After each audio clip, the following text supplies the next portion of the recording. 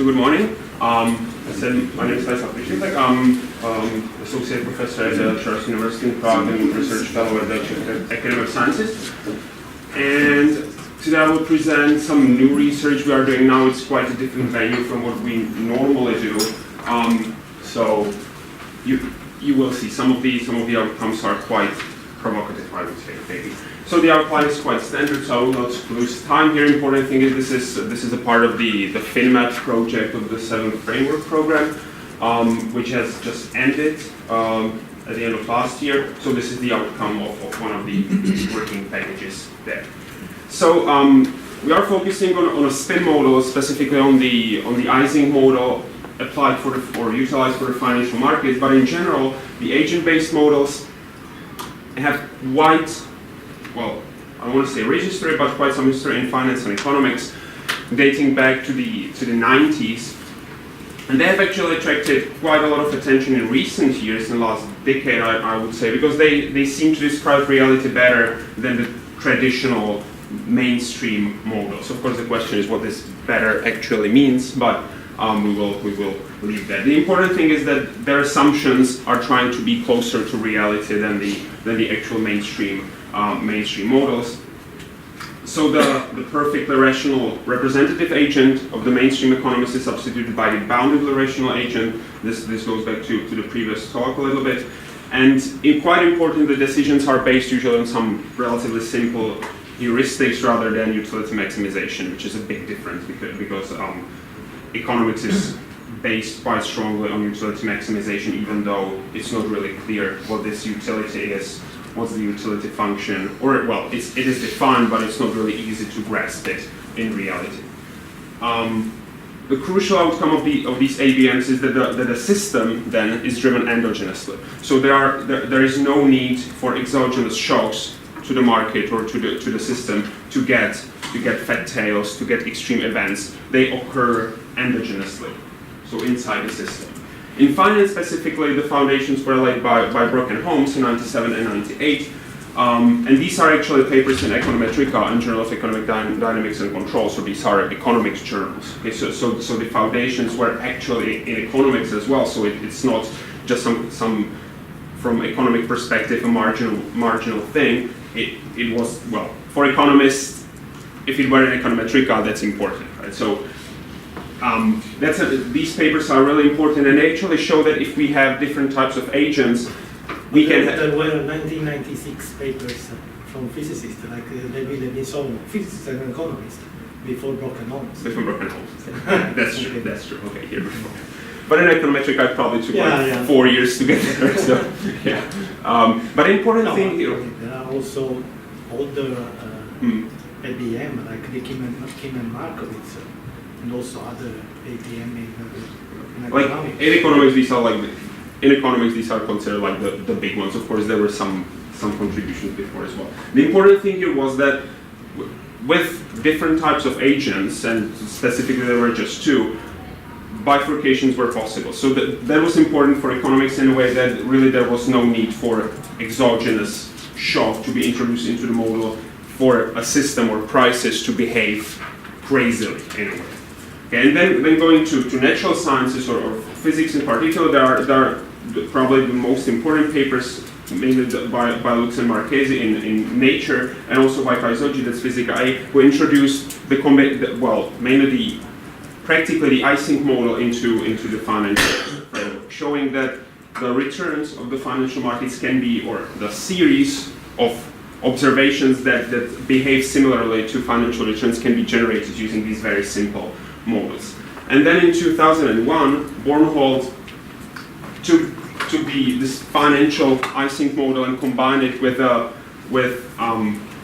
this minority game part that put these two interactions together. So that was quite a breakthrough contribution to this field because it combines the traditional Ising model and this minority game dynamics. And combining these two, the model was able to mimic the most important stylized facts of financial returns. So volatility clustering, fat tails, power law decay in autocorrelation function of volatility. These are the most important ones. And of course, the non-Gaussianity of returns and others as well. Since then, there were many different generalizations and adjustments of this model and the other models. These are really nicely summarized by Didier Sornet in this paper. Well, paper, it's more of a review, it's quite a long paper in 2014. The outcome of all these contributions, well, not all of them, a majority of them, is that the ability to recover or get the stylized facts of the financial returns is very sensitive to the parameter choice. So the range of parameters where the model behaves reasonably is relatively narrow. Even though in papers this is usually kind of hidden. Okay? The results are shown for specific setting of parameters and not the other setting of the parameters. So this is quite hidden below the surface. Second point is that majority of these papers focus only or almost only on getting these stylized facts, nothing more really. So trying to find a model which gives you fat tails, no autocorrelation in returns or only slight autocorrelation in returns, volatility clustering and non-Gaussianity. And the third one is that, and that's kind of discouraging, is that majority of these papers are not really able to outperform the original model from 20 years ago.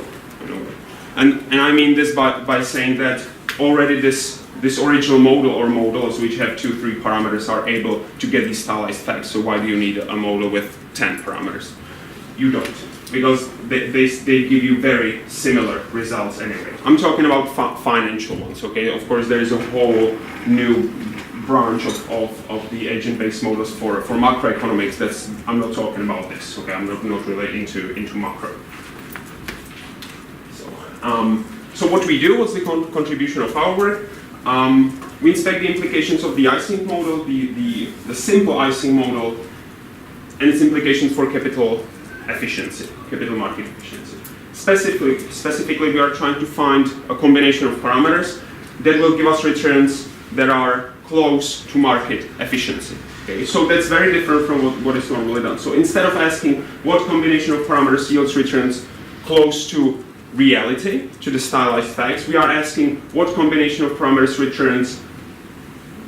gives returns consistent with the efficient market hypothesis. Okay, so can we learn something about the dynamics of the market, or about what should be done, or what are the implications of the behavior of the agents when we try to get the efficient market? Or is the efficient market even possible, or what are the implications based on this simple model? So it's very different approach. And the reason to do that, or one of the motivations, was because from our perspective, the other question is pretty much answered in a way.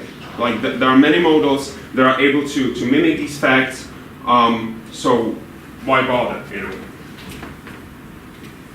Now, what do I mean by efficient market hypothesis? I mean the typical one going back to the 70s, so either by Fermat or Samuelson, even though these are two different papers from 1965, the statistical outcome or the dynamics outcome of that is very similar. So simply put, the efficient market hypothesis yields a fair market, so prices should reflect all available information. Of course, the definition of the available information varies. That gives us different versions of the efficient markets.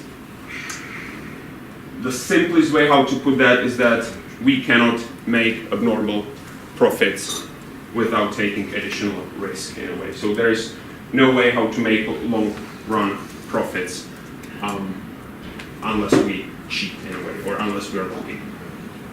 From econometric perspective, or from statistical perspective, the hypothesis implies that the financial returns are not serially autocorrelated, which is both the martingale or random walk version. So Fermat is the martingale, Samuelson is the random walk version.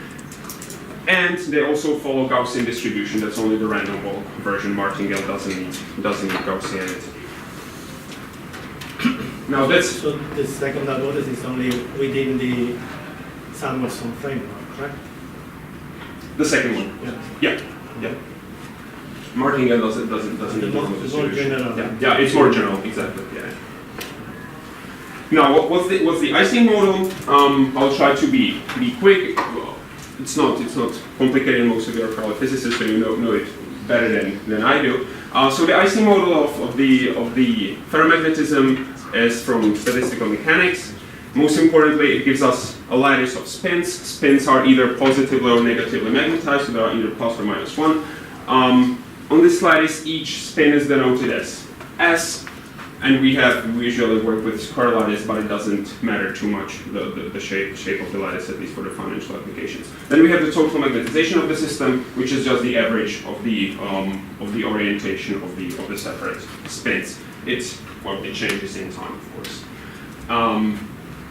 Now the intermediary between total magnetization M and the neighboring forces, so how these neighbors around a specific spin influence the defined spin, is given by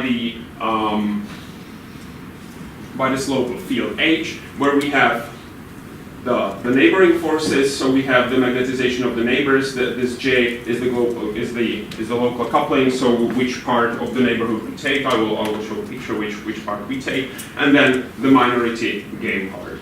Okay, so this is the Ising model part. This is the minority gain part.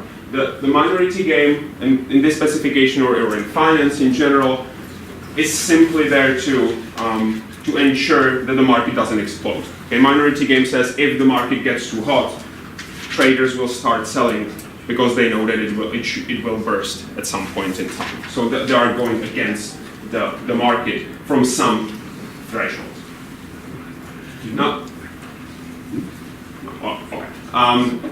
So this local field summarizes two forces: some local magnetization and some global influences. Okay, this is a simplified version. Okay, I don't have in this equation I don't have the strategy spin changes that are in the original Bornholm model. This is the simplified version, which is also the Bornholm model. The results are pretty much the same anyway. So this is just to keep it as simple as possible. We take the lattice as a torus form. So if this is our spin of interest, we take only the 4 neighbors. We don't take these. The results again don't change much. If we are at the edge, we take the one from the other side, so forming a torus. And the important part: how do these spins change, or how do they decide which magnetization to take? This goes through a heat death dynamics. So there are +1 with this specified probability and -1 with the remaining up to 1. You can see that if this parameter beta, which is pretty much a sensitivity to the local field, if it's 0, then this is 50% or 0.5. If beta is high, goes to infinity plus or minus, then the probability will go either to 1 or 0, so it will be a sure thing. Now, how does this connect to the financial markets? So spins can be treated as traders on the markets, or that's how they're usually treated. The magnetization, the positive or negative, can be seen as the intention to buy or sell, or either the actual purchase or selling. There are versions of the model which actually take it just the intention or willingness to buy or sell. Then it changes a little bit. Local magnetization effects can be seen as herding effects. So how am I as a trader influenced by my colleagues who are close to me, and by close to me meaning either sitting in the same office or having the similar strategy.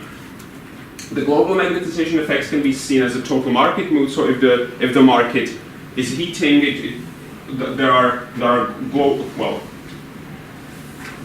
total market mood is very positive. I might be motivated to buy as well, until I get to a certain point where I would like to start selling. That's the minority gain. The total magnetization then can be viewed as some kind of a measure of price, even though that's one of the weaker points of this, the transformation of the Bornholm model, or the spin models in general to financial markets, how to translate this magnetization to a price. This is very problematic part, but we stick to what's usually done in the literature. Even back in the Brock-Holmes paper, that's quite problematic because they don't consider price, but some deviation from the equilibrium price or the fundamental price, but we don't know the fundamental price, right? So that's a little wacky in a way.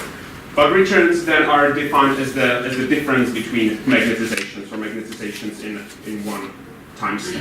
So this is quite mainstream econophysics approach towards this problem. So what we do,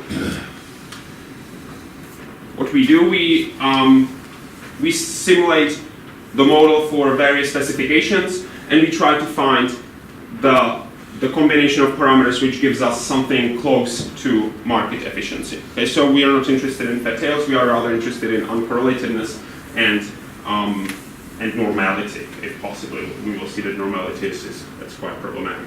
So what we do, we take a lattice of 25 times 25, we vary the alpha parameter between 0 and 15 with a step of 1, the beta parameter is varied between 0 and 4 with a step of 0.25, and we start with a randomized matrix, and for each setting, each combination of parameters, we perform 100 simulations with a time series length of 1000. The testing procedure is relatively simple. So for Gaussian distribution, we use Jarber test for normality, and for serial correlation, for autocorrelation, we use the Newman-Box test. So these are pretty much the standard tests. The critical level is set to 90%. Well, that's because both tests are quite strict, so we don't really want to arrive at a point where everything is rejected all the time. So we set 90% critical level. And we are interested in the proportion of simulations where normality and or autocorrelation or no autocorrelation is actually rejected. Okay? Because when it's rejected, it means that the market is not efficient in the sense of the hypothesis. If it's not rejected, then the market could be considered as efficient. Okay? So the results are presented in this. So these are the same as just the contour plot of the 3D, so whichever you like more. On this axis we have beta, on this axis we have alpha. What's interesting here is that it's not really monotonous. Okay, it's not linear, it's not non-linear in a simple way that we would have some polynomial or logarithmic behavior. We have something rather complex. The most interesting part here is that there seems to be a breaking point with beta around 0.5, and that's the critical inverse temperature, which is quite interesting, that it actually breaks towards 2 points. What's even more interesting, I would say, is that even though in the literature we mostly deal just with the below critical temperature models, and it is usually said that the other part is not interesting, that it all falls down. It doesn't seem so. There seems to be actually some dynamics here as well. If we check the normality is rejected practically all the time. So apart from beta being 0, normality is rejected almost every time. Okay, but if we have beta around 0.25, we still get quite decent amount of normality. Or we don't reject normality too often, around 10% of the time, which is the critical level, right? We said 90%, so that's what we expect. With the autocorrelation, the best we can get is around 40% of rejection rate, which is still relatively high, but at least something anyway. So trying to put it in words, into these bullets, so it seems that the plane is practically split into two, and that's separated by beta of 0.5. That's very close to the critical inverse temperature of 0.4. The relationship is strongly non-linear, and the local minima are not beta 0 or beta plus minus infinity, but 0.25 and 1.25. So when the local field plays role, which means beta 0 is beta would be 0, the efficient markets would still be rejected quite a lot of time based on autocorrelation. And there is a monotone increasing relationship between alpha and the rejection rate, and we are closest to the efficient markets for alpha 0, but still if alpha is 0. If it's a little bit above 0, it's still decent, but it seems that beta is the more important parameter. For the Gaussianity, I said it already, so I will save a minute reading it. Now if we put it together, the model is able to generate serial uncorrelated series and normally distributed only for a rather narrow range of parameters, which is not really surprising because changing the parameters changes the dynamics completely, and we know that already from the previous results. Now, how to interpret this? That's the more important part, and I have probably 2 minutes, maybe I will be a little bit longer. The mainstream, I really put in quotation marks, it's like the maybe mainstream econophysics approach, and then we have our alternative one, maybe provocative. So focusing on the martingale version, so leaving the normality aside. so we focus only on the autocorrelation. We find two rejection rates minimum. So alpha is always 0, but beta is either 0.25 and 1.25. Now if we keep the classical interpretation of alpha and beta as the intensity of global intensities of global and local coupling, we can argue that efficient market is found for no global coupling, but some local coupling. And that's quite important, because it says that we need some herding behavior to have efficient markets, which is quite interesting. We don't have that in economics, right? In economics, you should have no herding, you should have no global effects. Everything should be random in a way, or nicely distributed. Everything should work well. Why would we herd when we have all the same information, right? We behave the same way in mainstream economics. But this is well in hand with the intuitive feeling of the markets, right? Like, why would I trade if the market is completely random? If I really believe that the market is efficient, I wouldn't invest. I need to believe that market is not completely efficient for me to invest. Otherwise I wouldn't, because I wouldn't make any money. Now the alternative interpretation. As I said, this is a bit of a thin line. We'll see what the referees actually say to that. So we believe that interpreting beta as the intensity of local coupling is quite far-fetched, because it's only a part of the heat bath dynamics of the system, but not the local field. Okay, the local field is here, and it is only alpha. It doesn't have beta. Beta is hidden in the probability, right? But when you take the local field, hidden in the heat bath dynamics. So why would this be local field intensity or sensitivity? Why? It just said that it should be, but why? It doesn't make much sense. From our perspective, it makes much more sense to take alpha as a weight of how much more important the global coupling is compared to the local one. Because if this is higher, then this part becomes more important, right? If this is lower, if this is 0, then we have just local coupling. So this is a measure of what's the difference in influence of the global and local coupling. So the higher the alpha, the more important the global coupling is. If alpha is 0, then we have just local coupling. And if alpha is really big, then we have only global coupling, and local coupling is like diminishes to nothing. And still no autocorrelations. Well, that's the interpretation of the parameters. I will get to the connection with the efficient markets on the next slide. Last one, I think. I promise. But important thing here is that such interpretation is not really too different from what we have in mainstream, the combination of alpha and beta.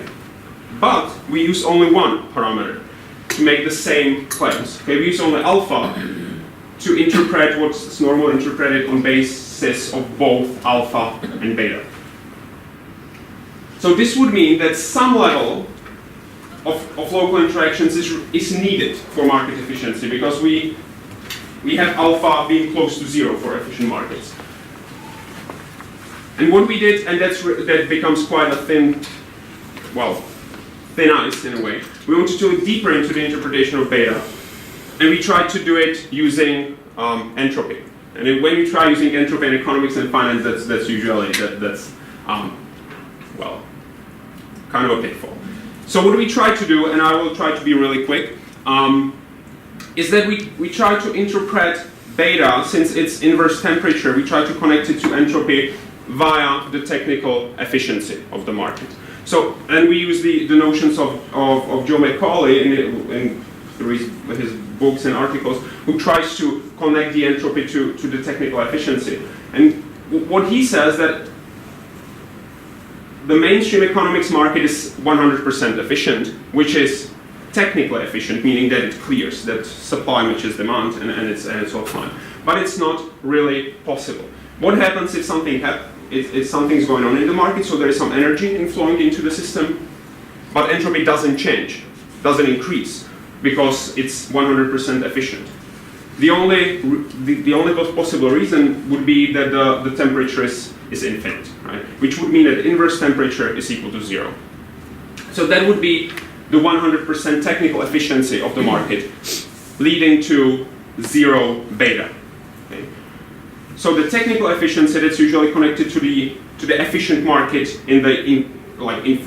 informationally efficient market would be beta being equal to 0. Okay? But what we saw is that beta is actually not equal to 0 for efficient market based on our simulations, but it's around 0.25. That's our step, okay? But it's away from 0. So it seems, based on the simulations, that not only some form of herding, some form of local autocorrelations is needed for market efficiency, but also some kind of technical inefficiency is necessary for the market to be informationally efficient. This doesn't go completely against the original notion of FEMA in 1970. He states that that there should be no transaction cost or information available, and all agents are the same in a way. But these are sufficient conditions, not necessary. Okay, markets can be efficient even in other settings, not necessarily just these very restricted ones. And FEMA said it already in the 70s. People just forgot about it a little bit. Okay, so for the market to be efficient, there actually needs to be frictions, at least based on our simulations. Thank you, and I'm sorry that I took your time. Thank you very much for your presentation. Very interesting. So now it's time for the questions. So we have a room of 15 minutes for questions. On the question then? About form of Hamiltonian, because J wasn't the parameter in your results. So what is the form of Jij in the Hamiltonian, in the first factor of the Hamiltonian? Yes, we take just these four. So it's These four numbers. Sj, I suppose, yes?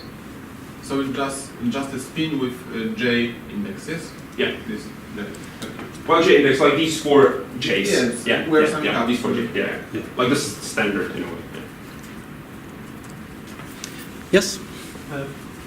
In your presentation, you said that you are using a bidimensional lattice and with the four nearest neighbors, and that this is not so crucial in your simulation, which I believe it is true until a certain limit, especially when you do very detailed estimation of beta and alpha. Mm-hmm. But this type of, let's say, relationship are quite rigid because you can imagine that in the dynamic of real system you might have a very broad distribution of interaction, of the type of interaction, of the type of exchange and so on and so forth. So, on one sense, I mean, you use as a lot of people does, a toy model, but then you take very seriously the result that you get.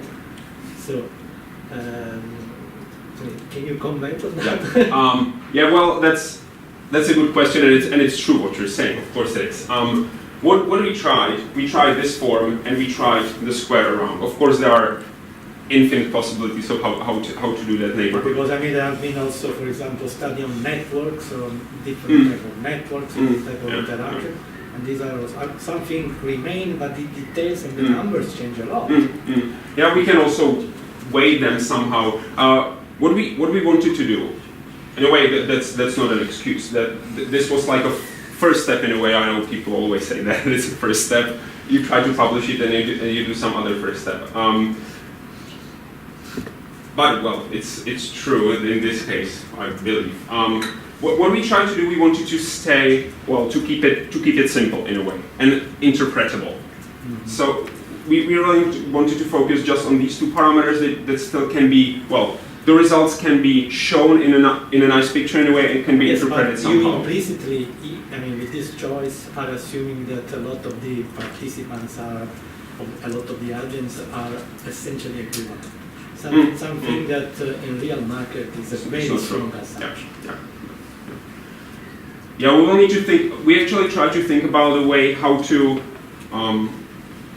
try more settings of this and still, not making the paper just a bunch of pictures and tables to make it really, again, interpretable in some way. We haven't found it pretty much, like how to do it so that the results. Of course, the claims we make are quite strong. That's why I'm saying it's kind of a thin ice, and we will see what the referees actually say. They might, kill it anyway, but we will see. Another question, maybe, or comment?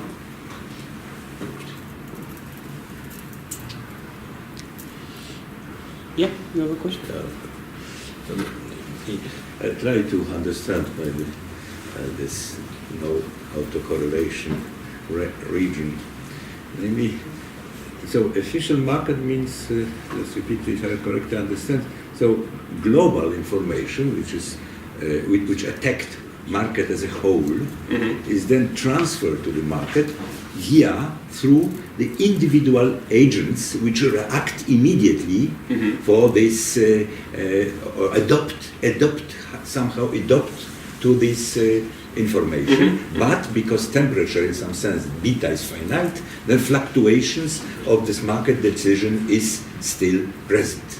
And then I see, how to say, global reason and very local reasons, namely collective and coherent and incoherent behavior of this market.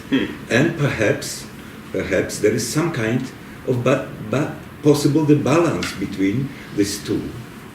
So if balance is present, then perhaps spurious situation, no autocorrelation appear somehow. But in fact, the autocorrelations are present, but partial autocorrelations are present, and then somehow cancel because of this coherent and incoherent reasons present on the market. I know it's very general, not very precise. Yeah, I'm trying to process it. Somehow. Well, the idea of market efficiency is it's like a global efficiency. So but there is a local fluctuation. Of course, there are, but the efficiency in a way is defined asymptotically. Of course, we have 1,000 observations. Yeah, so that's not asymptotic. In economics, it is, but it's equilibrium. So that should be some kind of balance. What reason? There is sources of balance, currents or something. Well, the question is whether the actual original idea of efficiency talks about, well, because if you're in equilibrium, nothing happens. And then equilibrium is fluctuation, so equilibrium is not frozen situation. Because but if you're in equilibrium, like in a way that's what you try to say, that if you're in equilibrium where equilibrium meaning that pretty much alpha and beta are zeros. That's like the statistical equilibrium that would come from the like the standard way of understanding. Dependencies you could measure, not only autocorrelations, but dependencies, because strong dependencies exist, but autocorrelation could not. Yeah, of course the market efficiency is of course defined using conditional expectations. But exactly. So but that should exist. That's any dependence. But second order statistics, maybe third order correlations should again exist, and strong or higher order correlations. As non-linear processes, so higher order correlations should exist on this market. Why you study all? Well, they could. Doesn't mean they should. They could. Well, the definition of efficiency doesn't deal with the.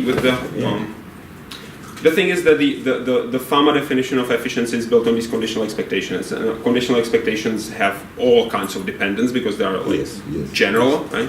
So the way how to tackle them, at least somehow, so that you are able to do anything, is that you take usually autocorrelations. That's what you do in econometrics all the time, even though everything is about conditional expectations. You take correlations or covariances because you cannot do anything else, pretty much. Yeah. So of course you're correct that it can be higher order moments. Because non-linearity is present, as you said. Yes, another question? Merely kind of guess, because you said you need kind of local behavior to have this efficient market with handsome relationship. Is it simply limited by your sample size? I mean, you have 25 times 25. Could Do be. you ever imagine 100 times 100? Because I can imagine various from the things. medical point of view, if you change your sample size, it does affect the outcome of the simulation. Yeah, well, it wouldn't be that coarse. Yeah, that's true. But we tried to balance between computational feasibility and like the number of parameters we were combining, so it can get problematic. Yeah, but it's it's of course it's correct that if you have 100 times 100, the coarseness will be different. Of course, it would be smoother. Because the same 100 times 100 could be doable. It could be doable. Yeah. Yes. All right, another question maybe? Okay. Okay, then if you're right, thank you very much for the presentation.